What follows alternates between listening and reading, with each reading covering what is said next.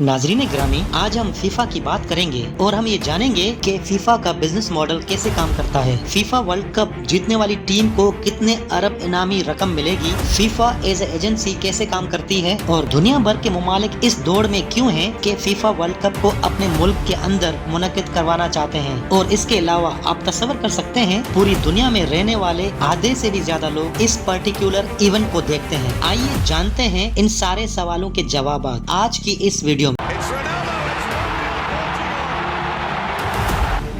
Football के आलमी cup में मुसलसल तीसरी बार पाकिस्तान के शहर सियालकोट में तैयार की गई फुटबॉल इस्तेमाल होगी।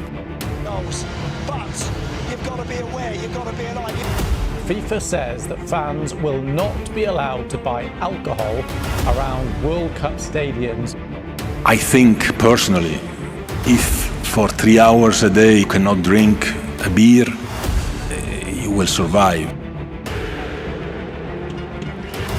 Is Qatar.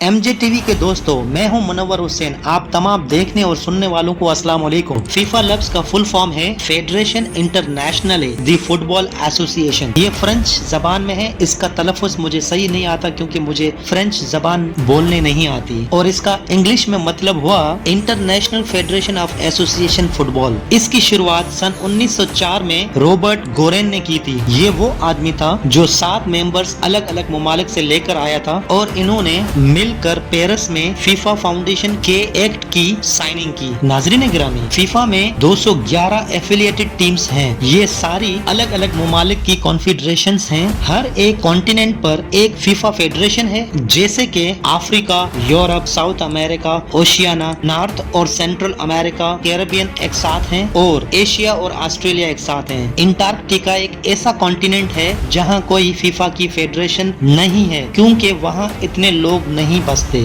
MJ टीवी के नाजरीन, जैसे कि आप जानते हैं कि फीफा बिलियंस ऑफ डॉलर कमाता है। फीफा एक एजेंसी के साथ साथ एक NGO भी है। जी हाँ, आपने बिल्कुल ठीक सुना। फीफा एक non profit non government NGO है। इसको बनाने का मकसद फुटबॉल को दुनिया भर में प्रमोट करना है। जैसे बाकी NGOs अपने सोशल वर्क के काम करती रहती हैं, बिल्कुल इसी तरह फीफा के भी अपने सोशल डेवलपमेंट के प्रोग्राम्स हैं, जिनमें education for all, save the planet और प्रोटेक्ट चिल्ड्रन शामिल हैं। अब बात करते हैं फीफा के बिजनेस मॉडल की। फीफा का बिजनेस मॉडल 4 साल की साइकिल पर चलता है। इसकी फाइनेंशियल साइकिल वर्ल्ड कप के अराउंड घूमती है। इस फाइनेंशियल साइकिल को समझने के लिए हम 2015 से 2018 तक के एदादो शुमार देखेंगे, क्योंकि अभी हालिया दिनों के एदादो शुमार फीफा कतर में होने वाले फीफा वर्ल्ड कप 2022 के फाइनल के बाद जारी करेगा, जो कि 2019 से 2022 तक के फाइनेंशियल साइकिल के एदादो शुमार होंगे। 2015 से 2018 तक इन 4 सालों में फीफा ने 6.4 बिलियन डॉलर्स कमाए। इसमें फीफा वर्ल्ड कप 2018 भी शामिल है, जो कि तकरीबन पाकिस्तानी 14 खरब और 8 अरब बनते हैं। 6.4 बिलियन डॉलर्स का रेवेन्यू का 83% फीफा वर्ल्ड कप 2018 से जनरेट हुआ था। एक रिपोर्ट के मुताबिक फीफा की करंट फाइनेंशियल साइकिल 2019 से 2022 तक अच्छा रेवेन्यू कमा रही है। एक अंदाजे के मुताबिक 7.5 बिलियन डॉलर्स रेवेन्यू जनरेट हो सकता है, यानी अगले 4 सालों में फीफा की डबल कमाई होने जा रही है।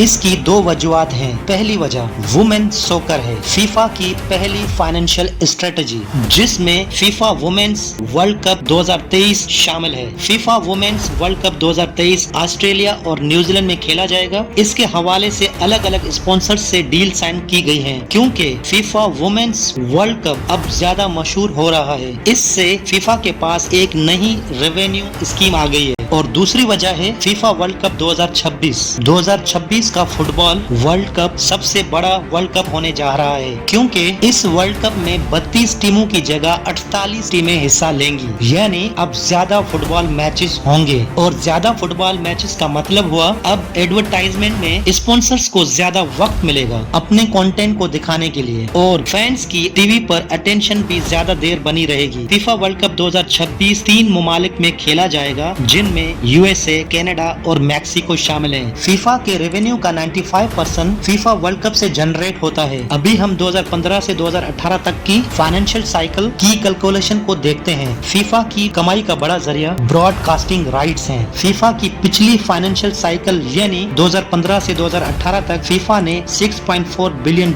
कमाए। इसमें से $3.1 बिलियन सिर्फ टीवी राइट से आए थे। फीफा को 140 ममालिक में देखा जाता है। हर मुल्क का अपना टीवी नेटवर्क होता है, इससे फीफा अच्छे पैसे कमाता है। जैसे पाकिस्तान में पीटीवी स्पोर्ट्स, जियो सुपर और ए स्पोर्ट्स HD शामिल हैं। ये भी मिलियंस ऑफ डॉलर्स देकर ब्रॉडकास्टिंग के राइट्स खरीदते हैं। इसके अलावा फीफा के रेवेन्यू के कई और भी सोर्सेज हैं, जिनमें marketing rights, FIFA partnership rights, ticket rights और फीफा ब्रांड राइट्स शामिल हैं। MJ टीवी के नाजरीन, अब बात करते हैं फीफा के अखराजात की। अब आप यहाँ भी हैरान हो जाएंगे फीफा के अखराजात देखकर। फीफा का अपना खर्च न होने के बराबर है, क्योंकि मार्केटिंग के अखराजात होस्ट कंट्री अदा करती है। जिस मुल्क में वर्ल्ड कप मुनक्किद होता है वहाँ की हुकूमत सारे अखराजात बर्दाश्त करती है और यहाँ तक फीफा टैक्स भी अदा नहीं करता। फीफा सिर्फ प्राइज मनी के अखराजात बर्दाश्त करता है। ये वाहिद कंपोनेंट है जो फीफा अदा करता है। फीफा वर्ल्ड कप 2022 की टोटल प्राइज मनी $440 मिलियन है। जो भी टीम इस वर्ल्ड कप को जीतेगी उसे $42 मिलियन मिलेंगे, जो कि पाकिस्तानी तकरीबन 9 अरब 24 करोड़ बनते हैं। और बाकी प्राइज मनी की लिस्ट आप लोगों के सामने है। MJ टीवी के नाजरीन, एक तो फीफा खुद कोई खर्चा नहीं करता, ऊपर से होस्ट कंट्री से वर्ल्ड कप ऑर्गेनाइज करने के लिए 7 अलग अलग गारंटीज और डिक्लेरेशन मांगता है, जिसमें visa, work permit, FTN security, commercial rights, telecommunication, legal issues और टैक्स एग्जम्पशन शामिल हैं। फीफा वर्ल्ड कप ऑर्गेनाइज करने के लिए इतने सारे मुश्किल शराइत और अखराजात भी फीफा अदा नहीं करता, फिर भी बहुत सारे ममालिक इस दौड़ में क्यों हैं कि फीफा वर्ल्ड कप हमारे मुल्क में मुनक्किद हो। इस बात में कोई शक नहीं कि इतने सारे अखराजात के बावजूद अच्छी मैनेजमेंट अपने मुल्क को ऐसे इवेंट से पैसे कमा कर भी देती है और कामयाब वर्ल्ड कप ऑर्गेनाइज करने के बाद उस मुल्क की एक सॉफ्ट पावर पूरी दुनिया में पता चलती है। फिर दूसरे ममालिक की बड़ी बड़ी कंपनीज और इन्वेस्टर्स उस मुल्क में आकर पैसा लगाती हैं, उससे भी वो मुल्क पैसा कमाता है। उम्मीद है कि आप लोगों को ये वीडियो पसंद आई होगी। आपके प्यार भरे कमेंट्स का शुक्रिया। बहुत जल्द मिलते हैं एक नई शानदार वीडियो में। अल्लाह हाफिज।